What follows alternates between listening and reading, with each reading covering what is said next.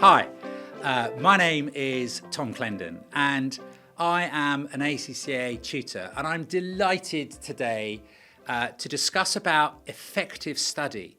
I'm delighted today to be joined by two current ACCA students. First of all, Evie, could you introduce yourself, please? Thank you for having me, Tom. So I'm Evie. I am currently studying SBL, so I've got one exam left at ACCA. I started at level 2 AAT, and through AAT and ACCA, I have been doing face-to-face classes. Okay, interesting. You're a marathon runner. Yeah, baby sprints, little sprints, very long marathon, 6-7 years, Okay. but we're nearly at the end. You're nearly at the end. Fantastic. And I'm also joined today by Sachin. Sachin, could you introduce yourself, please? Well, firstly, thanks for having me, Tom. Hiya, I'm Sachin. I'm an ACCA student. I graduated from university with accounting and finance, claiming 9 ACCA exemptions, in which I have now final 4 exams that were remaining. I passed 2, and now 2 more exams to go, and then I'm ACCA qualified. Ah, fantastic. So both of you are nearly there, and both of you have got contrasting journeys.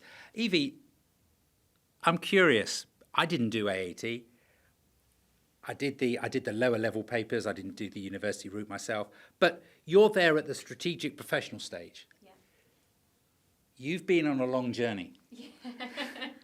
How has studying changed for you? Have the exams got harder? Have you got better at studying? I think I've had to adapt quite a lot. So study technique in regards comparing, say, AAT level 2 to strategic ACCA, had to completely change it. And I think it can make you feel uncomfortable because so I was very much love flashcards, getting everyone involved, like mum and dad, your boyfriend. Even when your niece comes round, you give them a few flashcards and they'll test you on them. And I think that really worked well in the beginning. Because at the beginning it's knowledge. Exactly. So it's recall. Yep, exactly. And I think then when I first started ACCA, it still worked, but because there was a lot of question practice and written question practice, flashcards weren't the most effective. So I then had to adapt. And now at strategic level, I don't use flashcards, sadly. And it's more about question practice and getting that feedback from a tutor and someone that can provide you with constructive criticism on your answers. But I'd say there is definitely a jump. I'm very happy that I did do AAT first. From my own perspective, I didn't want to go to uni, and it kind of gave me the foundation knowledge and the concepts and the principles to be able to then understand where I was going to go with ACCA. It is a big jump, I would say, but similarly, level 4 AAT has a small section of writing, so written answers in your exam, and I think that then helps because you're then prepared for what is coming at ACCA level. Whereas I think maybe because I didn't go to uni and I'd never had that kind of writing experience before apart from work, I think maybe if I didn't do AAT, I might have struggled, but I think for me it was a very natural progression within my career and within work as well. Brilliant. It kind of aligned for me personally. Yeah, and you're nearly there. So close. I honestly, it pinched me moment Okay. because if you told me 3 years ago when I first started ACCA, I would have never believed you. I wouldn't have. Wow. Okay. So Sachin, you're coming from a different background. How is it different for you studying strategic professional exams as opposed to when you were studying at university? So while I was at university, I wasn't working at that time, so that gave me a lot more capacity to completely put my mind on studies and revision. I also had the support face-to-face from tutors as well, so any work I needed marking, I was going to tutors. I had a group of my study buddies, so we were working well together, cooperating well together, and that really was very good for my studies. But now going from university into strategic professional and working as well is a big jump because while you're working as well, you got work tension as well, then you've got studies to put aside as well. It's also more independence you have as well, doing studies on your own. So yeah, it's definitely been a very, very big jump, but still, it's I've adopted very well in terms of having that determination to complete my final 4 strategic professional exams. Good. So I get that thank you for sharing that, and I get that it is a step, and I get that it is a challenge with all that work. So thank you, Sachin. So Evie, you said you do classroom technician. Does classroom face-to-face tuition still take place? Yes, it does for people like me. And do you enjoy it? And why do you enjoy it? Because clearly you do enjoy it. I do. I think for me, I'm at home. If I'm at home and like revision, I'll get so distracted. So even at revision, I won't do it at home. I'll take myself off to Costa or a library or somewhere that's not home. So I'm not doing some painting or some cleaning or washing up. And it really is focus time. Otherwise, you can get distracted. And you might think you've done 3 hours revision, but actually you've probably done about half an hour and within them 3 hours. So for me, going to college, going somewhere, getting the train somewhere, getting a coffee and spending like 7.5 hours there, but having lunch with people and other students who are also studying, building their relationships, asking questions. I am very much, if I don't understand something, I need to ask. And I need to ask now, otherwise I'm going to learn something I forget. And so having the tutor during the day is helpful for me, I would say. I have studied online, and again, I'd have to take myself somewhere else, like for the library for the day and things like that. I love the concept of and the practice of going somewhere else. Yeah. So that's a workplace. That's why you're there in the library, in Costa, headphones on, head down. Yeah.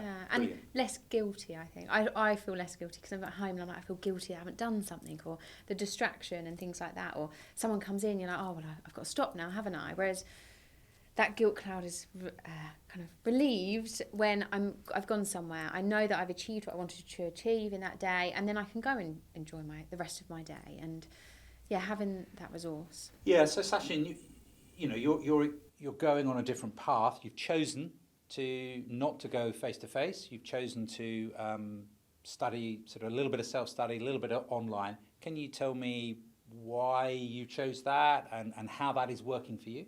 It brings more flexibility completely, because while you're working as well, you can also it's more easier to watch lectures online, make notes throughout the lectures, do your revision. And the other thing is that it avoids the extra travel you have to make. Okay. So it just makes life more easier for me. So say if I'm working from home, I can do a bit of the company's work. I can then do some revision through my revision portal from the tuition provider I'm with at the moment. I could then do other things in the evenings. So like any other family things to do, any other home things to do. It brings a lot more flexibility. I can do a lot of things in one day. So it enables you to study little and often. Yes. Yes. Yeah. Okay. Yeah. Great. ACCA provide you with a lot of resources. So it's very interesting that you're studying in the classroom. Very interesting that you're studying online. And it works for you both, and there's no one right answer. ACCA provide online resources. What have you found useful, Evie? I highly recommend the Essay app.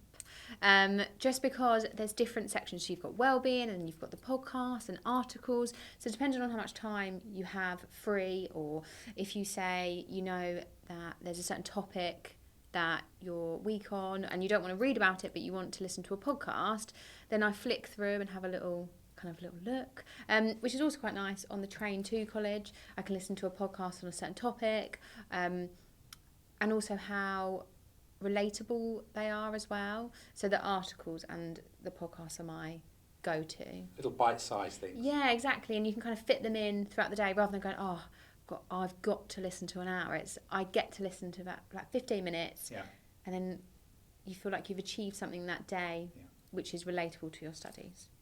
So what about you, Sachin? What are the resources that ACCA provide that you find particularly useful?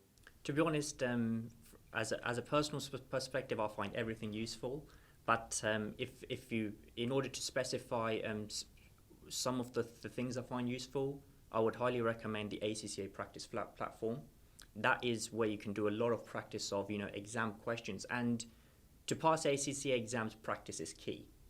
And that has really helped me. Continuous practice of, past exam questions has really helped me to pass ACCA, bring the confidence into myself. Listening to, podcasts like through Spotify when you need to take a breather, and then listening to podcasts can help you relax your mind, gain more knowledge as much as possible. The ACCA Study Hub is another extra source of supportive resource that ACCA provide.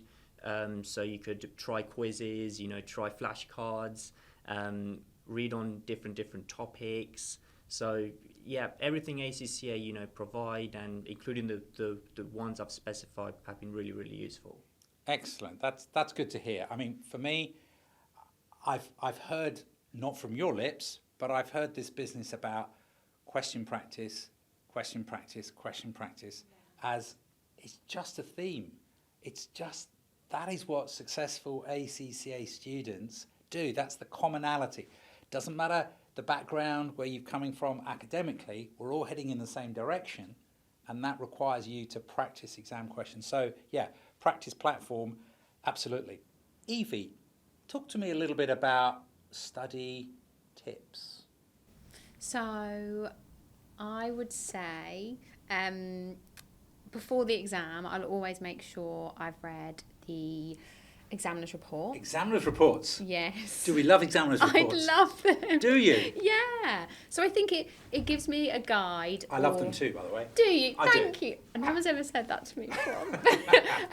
But they kind of point you in the right direction of what the examiner is disappointed in from previous students, or what they feel or think is a weak area of the syllabus that hasn't been looked at, or people are ignoring because maybe it's too hard. It makes them feel uncomfortable, and that's what the examiner is kind of pushing you towards. So the examiner report, really, I wouldn't say it's a guide on what's coming up, but I would definitely say it's telling you areas of the syllabus that has been neglected and what they may or may not focus on.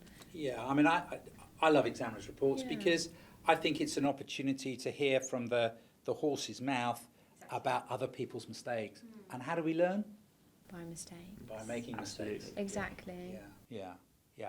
Study tips, Sachin. Have you you've been studying at Strategic Professional? What's worked for you in terms of your approach to studies? So from my perspective is that the capacity you have available, especially when you have a very busy life, use that very well and put it into your studies. So to give examples, if you do like some studying in the morning before work, your mind is fresh in the morning, you can study well in the morning, you're not distracted by work. That is the best way to get some studying in. Also during work as well, because given sometimes when I work from home, if I have a bit of capacity, to do a bit of studies, I can even, use that time and get some more studying in. Even another time slot where I find it best after work, before dinner time, if I've got that capacity, I do some extra study. So it's all about having the capacity you have and using that very well in order to manage your time well, get as much revision in, and then you're on there in terms of, bringing your confidence and getting yourself, completely prepared, for, your whichever your next exam is. So it's about making some sacrifices. Yeah. And it's about having no regrets. Absolutely. Giving it your all. Yeah, giving it your all. Have the compassion and determination, and there you are, you can do it. I'm sure you'd agree with that and empathise with that, wouldn't you, Evie? Definitely. I would say keeping yourself accountable and motivated and on the right track is such a key part of becoming qualified through ACCA. Now, I know Yeah. that you're famous in other capacities along these lines for your Instagram account. Would you like to remind me of Only Two Nerds? Yes, so Only Two Nerds was set up when I first started ACCA, and it's me and my friend Callum, who is studying AAT. And we set it up firstly for accountability, and it's kind of grown a lovely community. And we share resources with each other. We all have different learning providers. Some are self-studying, some are in class, some are with FI, some are with Kaplan. And it's really nice to kind of bounce off each other's ideas. But what we started about a year ago is Study Lives. So not just for ourselves, but for the community, is we will do power hours. So we jump on Instagram for an hour.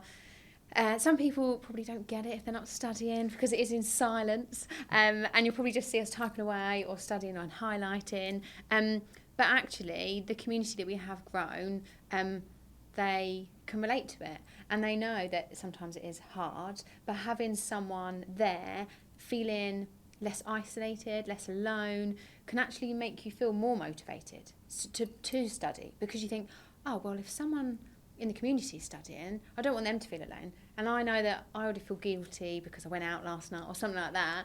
So actually, why don't I just jump on with them, and we can do it together and be accountable. Supportive. Exactly. Supportive. Yeah, because I think with ACCA, I guess it might be different to uni, but we don't have a cohort of everyone kind of meeting up and doing it together. And I'm quite lucky that I do go to in-class sessions. But if I didn't have that, maybe I would be alone, and maybe it would take me longer to complete my qualifications. But having that push of the community, I think, definitely helps.